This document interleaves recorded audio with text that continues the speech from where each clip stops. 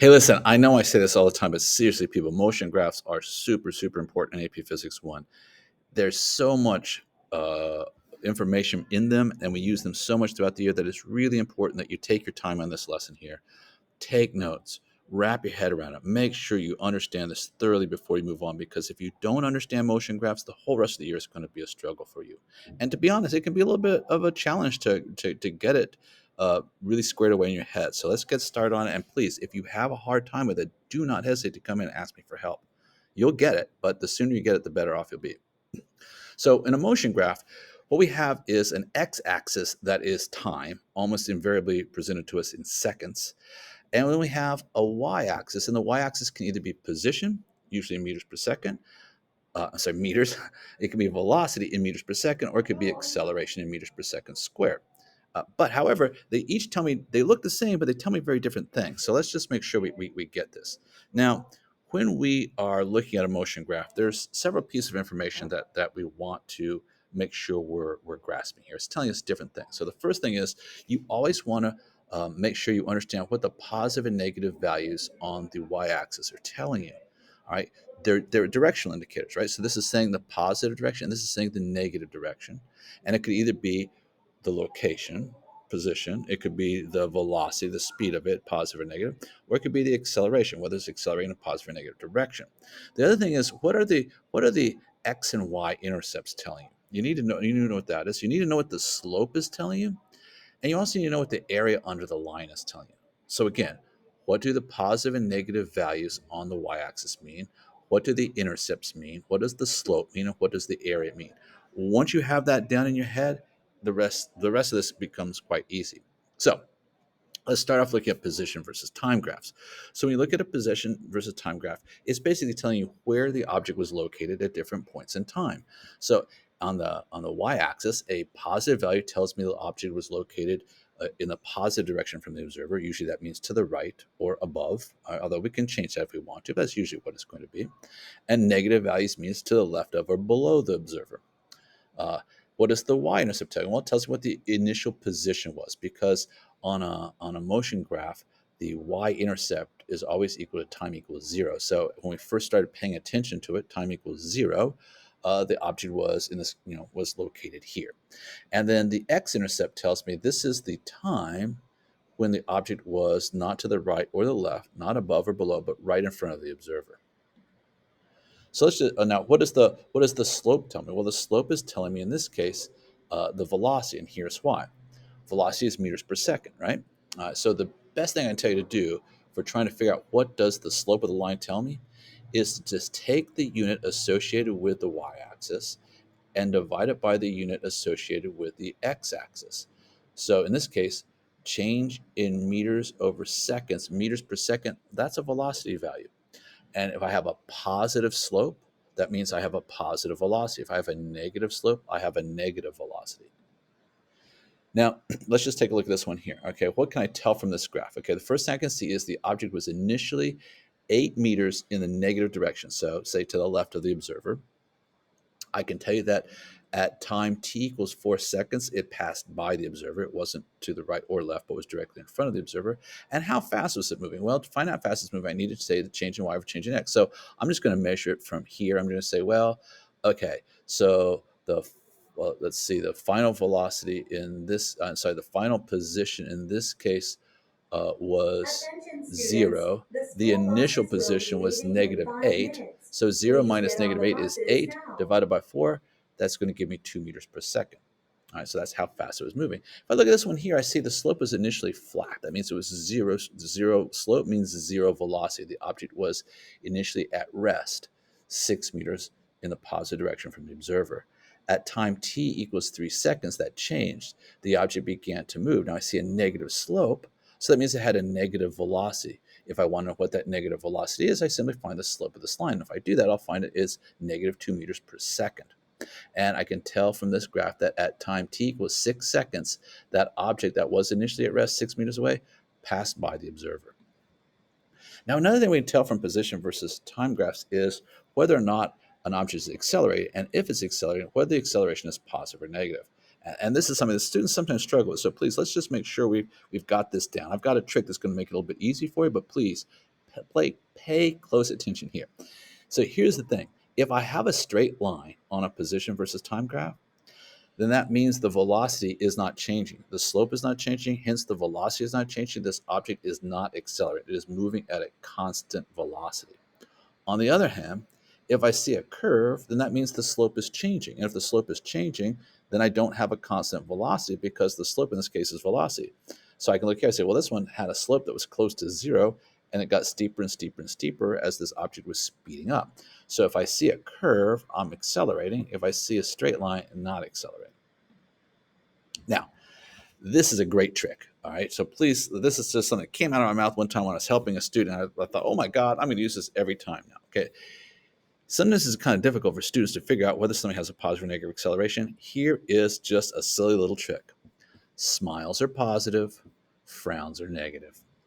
If you see a curve, even if it's a partial curve, and that looks like part of a smile, then it is a positive acceleration. I promise you. If it looks like it's part of a frown, I assure you it is a negative acceleration. Let's see why.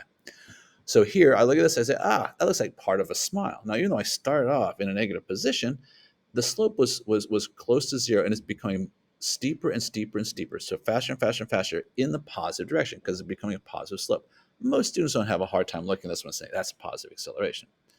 But now if I look at this one here, sometimes students have a hard time with this one because it's moving in the positive direction. But if I notice, this looks like a frown. Since it looks like a frown, that's a negative acceleration. Let's see why. I start off with a fairly steep positive velocity, a fairly steep positive slope.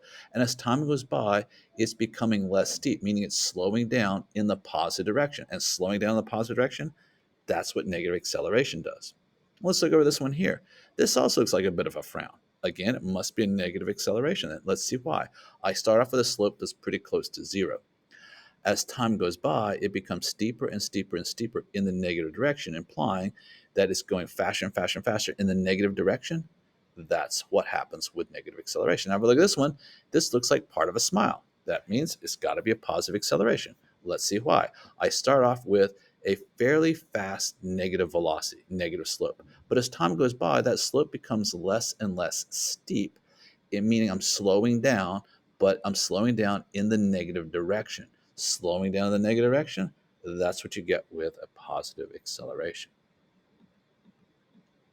Okay, moving right along. Let's talk about velocity versus time graphs. Students sometimes screw these up, so let's make sure that you're getting your head around this one here. Okay, ready? First thing you know is this is telling you how fast and which way the object is moving at given points in time. Keep that in mind. Velocity is how fast and which way the object is moving. So therefore, positive values mean the object is moving in a positive direction, and negative values mean you're moving in a negative direction. And the larger the magnitude of these values, the faster the object is moving in the negative direction, or the faster it's moving in the positive direction. Now, the y-intercept always tells me this is the initial value of whatever this is. So the initial velocity, vi, in this case, is -8. And the x-intercept tells me that is the point in time when this value was 0. In other words, a value of 0 velocity means you're stopped. So this object was moving at 8 meters per second in the negative direction, and it got slower and slower and slower until it reached a velocity of 0.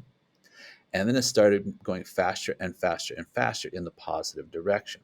It had a greater and greater positive velocity. So just remember, if as you move along this line, you're moving towards the x-axis, you are slowing down. And if you are, as time goes by, you're moving away from the x-axis, then you must be speeding up because at the x-axis, you have a velocity of 0. So one thing we can tell from this is the slope of the line is going to tell us acceleration in this case. And here's why. And again, I cannot stress enough how important it is to do this. The slope is always going to be the change in y over the change in x. So just take the units, meters per second, divide it by seconds. Meters per second, that's just meters per second squared. So the slope must be acceleration. So if I have a positive slope, I have a positive acceleration. If I have a negative slope, I have a negative acceleration. If I don't have a slope, the object is not accelerating. If I have a steep slope, the object is accelerating very quickly. If I have a gentle slope, it's accelerating much more slowly. Now let's talk about area under the curve. We didn't talk about this with position versus time graphs because it doesn't have any meaning, but it does have meaning with velocity graphs and with acceleration versus time graphs. So it's sort of the opposite of taking the slope, finding the slope. Instead of dividing this by this, I'm going to multiply them together. Now, if I say meters per second times seconds, let's see what I get. So here's the trick. Here's how you find the area under the curve, not using a log approach, just doing it on paper. And you probably have to do that on the test at least once. So you just make a rectangle. You say, okay, well, I have a velocity of negative 4 meters per second for a total of 8 seconds. This rectangle I would get, you stop at 0. So that's one mistake. You don't just keep going out to infinity. You go from wherever the line is to 0. All right. And so when I do that, I see I have negative 4 times 8. So negative 4 meters per second times 8 seconds. That gives me negative 32. The seconds cancel out. Negative 32 meters. That tells me how much the object was displaced over those 8 seconds. It displaced itself 32 meters in the negative direction. If I had a positive value, it would mean its net displacement was in the positive direction. What if the velocity is changing, which it usually is, to be quite honest? All right, in this case, I use the same technique with a little bit of a little trick here, okay? So instead of just going straight across, like the line is coming down like this. Well, the trick is just come across to here, go up to here, so make it like it was a rectangle. And then if you picture a rectangle like this chops it in half. So I would just, in this case, I would say 6 meters per second times 6 seconds divided by 2, because I'm going to cut it in half. So 6 times 6 divided by 2 gives me 18 meters, and that's positive, so it's displaced in a positive direction. So let's just make it a little bit trickier here. Oh, what's this here? Okay, so if you've got this, let's figure out what is the acceleration of this object, and let's figure out what the net displacement of this object is. So the acceleration is simply going to be change in y over change in x. Let's see here. So I'm going to use these two values here. All right, so I'm going to say that my final velocity is 0, and my initial velocity is 6. So 0 minus 6 is negative 6. The time was 6 seconds, so negative 6 divided by 6 gives me negative 1 meters per second. Was my velocity.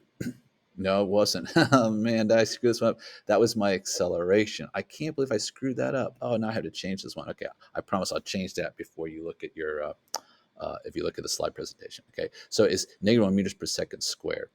It's a lot of work putting these things together. I can screw them up sometimes. All right, now let's talk about the area under the curve. So if I do this one here, I would say 6, make a rectangle, take half of it. So 6 times 6 divided by 2, that gives me positive 18.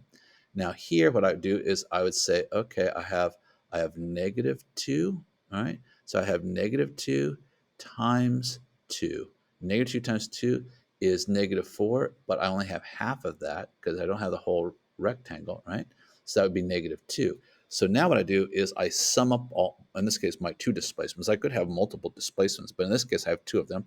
I have a positive displacement of 18 plus, I'm going to sum it up, a displacement of negative 2. And when I add those together, the sum I get is 16 meters. So this object was accelerating at negative 1 meters per second, but its displacement was in the positive direction, 16 meters. What if I have an acceleration versus time graph? So usually we have an acceleration versus time graph, at least in AP Physics 1. We don't really deal with changing accelerations in most cases. So it's going to graph out as a horizontal line.